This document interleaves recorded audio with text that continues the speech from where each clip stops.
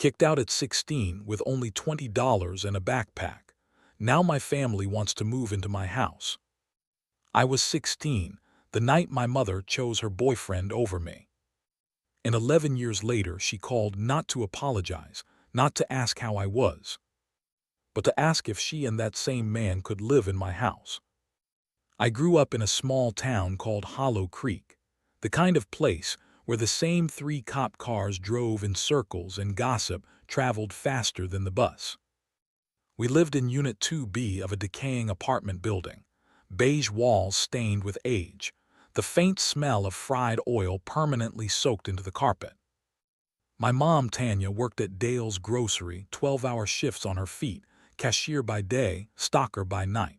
She was always tired, always chasing bills. But back then, she was my world. We used to dance in the kitchen when the power went out, singing along to songs from her scratched CD player. Then Rick came along. He was 42, rough voice, always smelled like tobacco and cheap beer. He worked construction when he worked. At first I liked him. He cracked jokes, brought home takeout, even bought me a baseball glove once.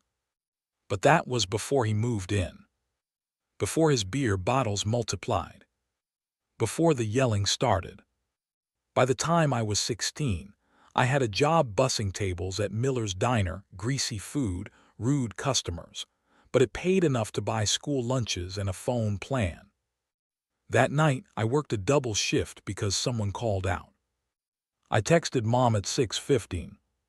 "Hey, closing late tonight, don't wait up."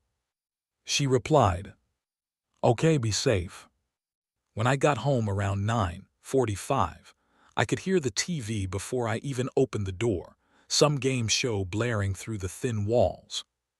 Rick was sitting on the couch, half-drunk, feet on the coffee table. Mom was folding laundry at the kitchen counter. "Rick, well, look who finally showed up. You think you pay rent now or something?" "Me, it's just one shift," I told Mom.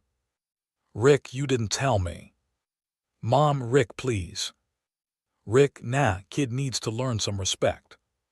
He stood up, stumbling a little. I could smell the beer on him from 6 feet away. "Me, I'm just trying to help out. I brought food home." "Rick, oh, you think you're a man now, huh? Because you're slinging fries." "Me, better than drinking all night." That was it. His face went red. He slammed the beer bottle on the table and lunged at me. I stepped back, but he shoved me hard enough that my shoulder hit the doorframe. Mom screaming, "Stop it, both of you." "Me, Mom." "Rick, you want to be a man, be one somewhere else." And then, the sentence that burned itself into my memory.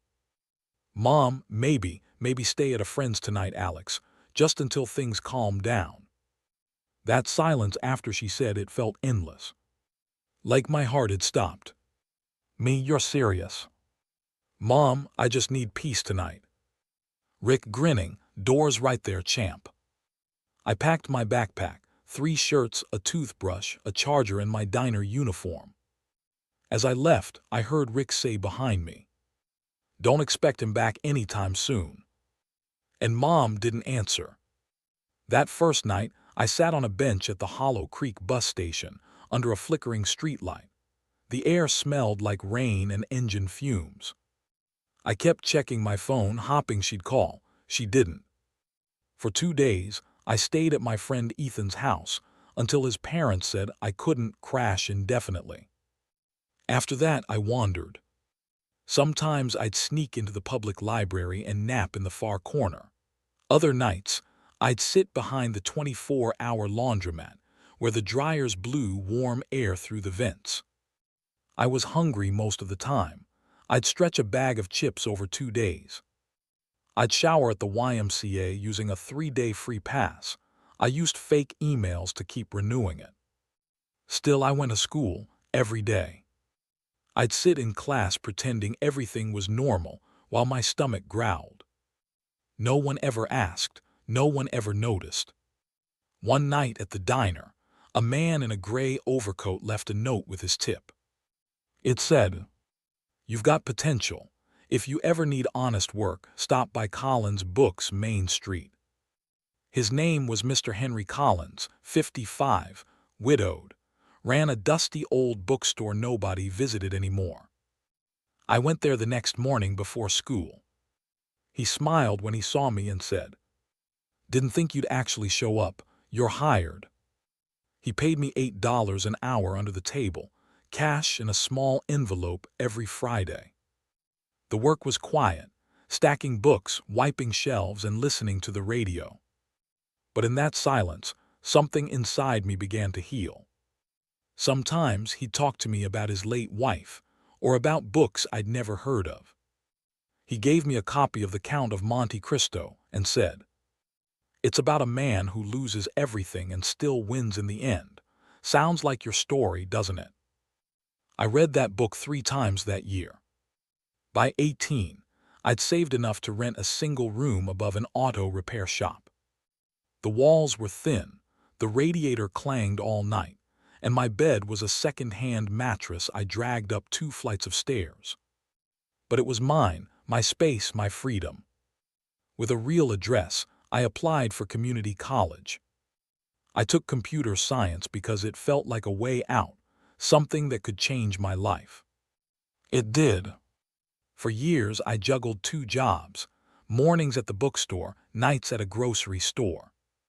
I coded at 2 a.m. with cheap instant coffee and music playing low in my headphones to drown out the noise from the shop below. There were days I wanted to quit, days I almost did. But every time I felt like giving up, I heard Rick's voice in my head. "You'll never make it without us." And that fueled me. At 24, I graduated. At 25, I got a job offer at a small tech company in the city. At 26, I bought my first car. At 27, I bought a small 2-bedroom house with peeling paint and a broken fence, and I felt like a king. 2 months after I moved in, my phone rang from an unknown number. "Me, hello." "Mom, Alex." "Me, Mom." "Mom, it's me. I know it's been a long time." My stomach tightened. Her voice sounded older, rougher, tired. "Mom, Rick lost his job a while back. The landlord evicted us. We're staying in a motel, but we can't afford another week." "Me, what do you want from me?" "Mom, just a place to stay, just for a while, please." The irony wasn't lost on me. After 11 years, she called because she needed something. Not because she missed me. Not because she wanted to apologize. But I couldn't hang up. Because deep down, I still wanted to believe she cared. "Me, fine, you can come, but my house, my rules. If Rick steps out of line, he's gone." "Mom, I understand, thank you, baby." I didn't feel good about it. But I couldn't turn her away. They arrived the next day in an old, rusted pickup. Rick looked worse, gray beard, missing tooth, beer gut. Mom looked frail, paler. When they stepped inside, Rick whistled. "Rick, nice place. Guess all those late nights paid off, huh?" "Me, something like that." "Rick, man, if I knew kicking you out would turn you into this, I'd have done it sooner." Mom flinched. I ignored him. For the first few weeks, I stayed patient. Rick drank less, stayed quiet, mostly watching TV. Mom helped cook and clean. But slowly, the old habits came back. One night, I came home from work. He was half drunk, watching a game, empty beer bottles everywhere.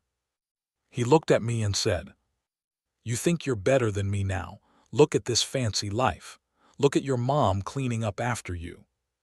Me, you're not about to start this again. Rick, you wouldn't have this if I hadn't toughened you up." "Me, you didn't toughen me up, Rick. You broke me. I built myself back." He laughed. So I pointed to the door. "Me, get out." "Rick, you're kidding."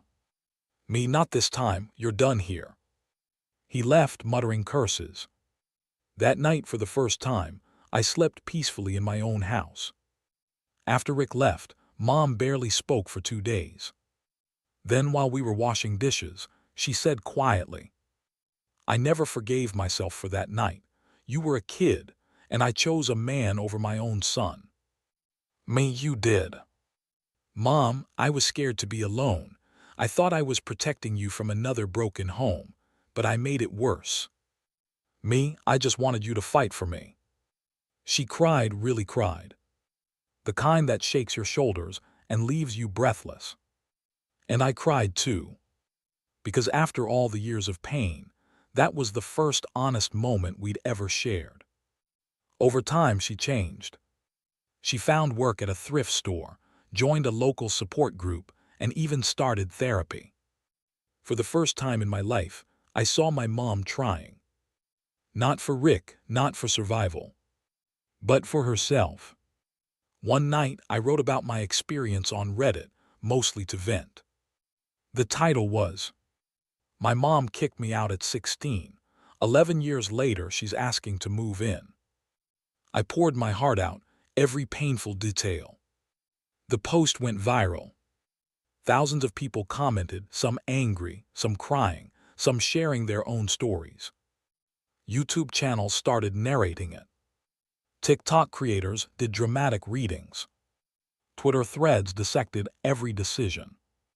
It was surreal. My trauma had become internet content. When my mom found out, I expected her to be furious. But she was. She just said, "You told the truth, Alex. You didn't make me look like a monster. You just told what happened." And she was right. A year later, she moved into her own small apartment 2 streets away. Sometimes she visits with coffee and muffins from the bakery down the road. We sit on my porch and she says, "You built this life from the ashes of what I burned down." And I tell her, "No, Mom, I built it from the strength you forgot you had." We're not perfect. We never will be. But we're healing slowly. And maybe that's enough. Forgiveness doesn't mean erasing the past. It means taking back control from it. Because sometimes the best revenge is peace. And peace, I've learned, is the loudest sound in the world.